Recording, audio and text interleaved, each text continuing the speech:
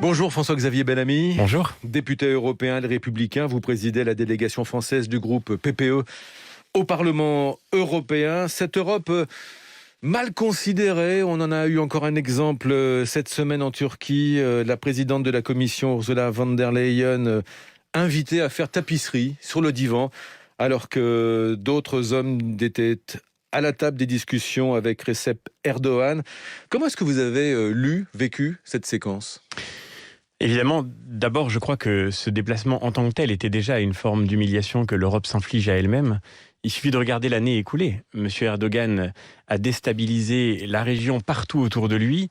Et il envoie des mercenaires en Libye, il viole l'embargo sur les armes, il rentre en Syrie, il tire sur les Kurdes qui nous ont aidés à vaincre l'État islamique. Et fait des forages en Méditerranée. Il fait des forages en mer Méditerranée, il viole quasiment de manière hebdomadaire l'espace aérien de la Grèce, il viole pendant des semaines l'espace maritime de la Grèce, il envahit le nord de Chypre au mépris des conventions internationales, on en parlera peut-être, s'attaque à travers l'Azerbaïdjan à l'Arménie, et à la fin, que fait l'Union européenne ? Elle se déplace en grand appareil avec le président du Conseil et la présidente de la Commission pour aller le rencontrer. Je pense qu'il y a là le signe que l'Europe met en scène sa propre faiblesse. Et au fond, à la fin, je suis un peu surpris que tout le monde parle du sofa.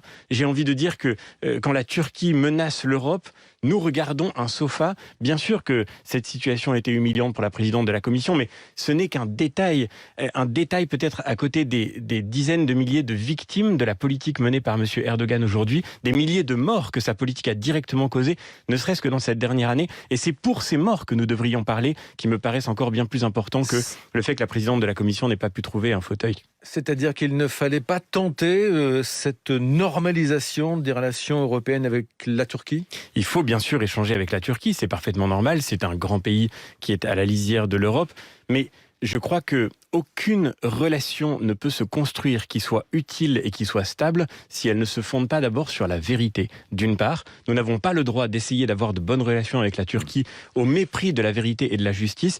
Cette vérité, cette justice que nous devons à ceux qui sont, je le répète encore aujourd'hui, victimes des crimes de guerre que la Turquie organise ou dont elle se rend complice. Et puis la deuxième chose, c'est qu'il me semble que ce pays, aujourd'hui en particulier, avec M. Erdogan à sa tête, comprend une seule logique qui est celle des rapports de force. Et tant que l'Europe n'aura pas compris qu'elle doit engager des rapports de force avec ce pays, elle continuera de se laisser humilier parce que la Turquie ne comprend pas que nous cherchions à donner des gages, ce qu'elle voit, ce que nous sommes prêts à accepter n'importe quelle humiliation. Et encore une fois, il me semble que c'est un mauvais service à rendre, bien sûr, aux pays européens, mais aussi à toute la région, que de laisser ainsi Erdogan, en lui donnant notre blanc-seing, poursuivre une politique de déstabilisation globale. Et vous rentrez d'Arménie. Quelle est la situation des prisonniers de guerre arméniens, ceux qui ont combattu pour le retour du Haut-Karabakh dans l'Arménie et non plus en Azerbaïdjan ? J'étais effectivement en Arménie quand la présidente de la Commission et le président du Conseil étaient en visite en Turquie, et je peux vous dire que le contraste est violent.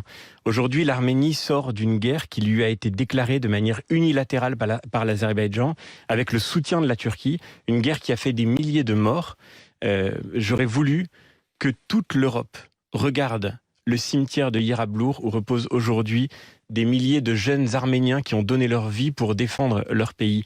Aujourd'hui, derrière ces morts, il y a effectivement des prisonniers de guerre que l'Azerbaïdjan retient au mépris des conventions internationales, au mépris des droits fondamentaux, au mépris de ses propres engagements, et avec ces prisonniers retenus en otage, il y a des dizaines de familles qui, rendez-vous compte de l'épreuve qu'elles vivent, ne savent pas si leur fils est prisonnier ou s'il est mort. C'est de la guerre psychologique, c'est de la torture, il n'y a pas d'autre mot. Et l'Europe qui s'est longtemps tue sur cette guerre, que souhaitez-vous qu'elle fasse ? Eh bien, typiquement, l'Europe devrait maintenant mettre sur la Turquie qui est derrière l'Azerbaïdjan et sur l'Azerbaïdjan lui-même une pression maximale et mettre en œuvre une menace claire de sanctions si n'est pas mis fin immédiatement à ce qui s'apparente réellement à un crime de guerre. Quel type de sanctions ? Eh bien, il y a des sanctions de toute nature. Et ce qui est très frappant, ce qui me frappe beaucoup, c'est de voir à quel point l'Europe se laisse intimider par la Turquie, alors que la Turquie n'est pas aussi forte qu'elle pourrait chercher à le montrer. La Turquie menace aussi d'ouvrir les vannes des réfugiés qui iraient inonder l'Europe. Vous avez raison, c'est la raison pour laquelle il est fondamental que l'Europe puisse se doter d'une politique migratoire enfin efficace, enfin affirmée. C'est la raison pour laquelle il faut soutenir par exemple l'agence Frontex, qui est le développement de cette agence de garde-côte, de garde-frontière, qui doit nous permettre d'appuyer les pays de première entrée. Je pense à la Grèce, à la Bulgarie, qui sont directement sous la menace de ce chantage de la Turquie. Mais encore une fois, nous n'avons pas le droit, si nous croyons à nos propres principes, nous n'avons pas le droit de laisser la Turquie utiliser des vies humaines, la vie de ces réfugiés, comme une monnaie d'échange et comme l'objet d'un chantage atroce. Ce sont des personnes dont on parle.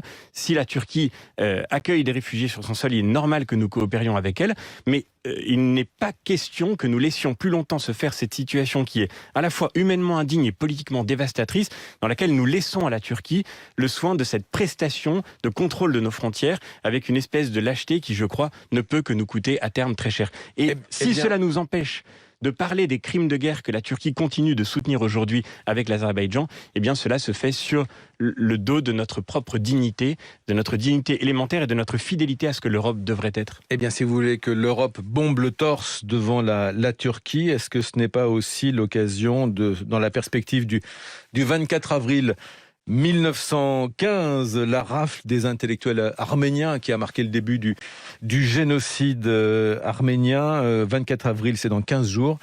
Est-ce que l'Europe doit marquer cette journée d'une façon particulière ? Bien sûr, il est d'autant plus important de commémorer le génocide arménien qu'il est encore aujourd'hui l'objet d'un déni historique de la part de beaucoup de personnes, de la part même de certains États. Rappelons que M. Erdogan, le jour où il a célébré la victoire de l'Azerbaïdjan sur l'Arménie, a commémoré M. Talat Pacha, qui était l'instigateur, le principal organisateur du génocide arménien. Il en a fait une revendication très claire, et c'est cette filiation-là qui est extrêmement préoccupante. Aliyev, le président de l'Azerbaïdjan, a déclaré qu'il allait chasser les Arméniens comme des chiens. On voit bien que dans la stratégie de déshumanisation qui a conduit le défenseur des droits arméniens, nous le confiait, à des dizaines d'exactions, à des dizaines de crimes de guerre, dans cette déshumanisation, dans ce déni du génocide, il y a malheureusement l'occasion de préparer de nouveau des crimes majeurs. Nous parlons aujourd'hui de la question du Rwanda et nous nous demandons ce que la France aurait dû faire pour éviter ce génocide. Il est temps que nous réalisions que ce qui est en train de se passer, c'est exactement le même mécanisme de haine, de dévastation qui pourrait conduire demain à un nouveau génocide. Commémorer 1915, commémorer le 24 avril, ce n'est pas seulement faire un acte de justice envers la mémoire, c'est préparer aussi l'avenir pour que jamais cela ne puisse se reproduire. François-Xavier Bellamy, je rappelle pour ceux qui prendraient l'interview en cours que vous êtes député européen, un sujet plus que prégnant.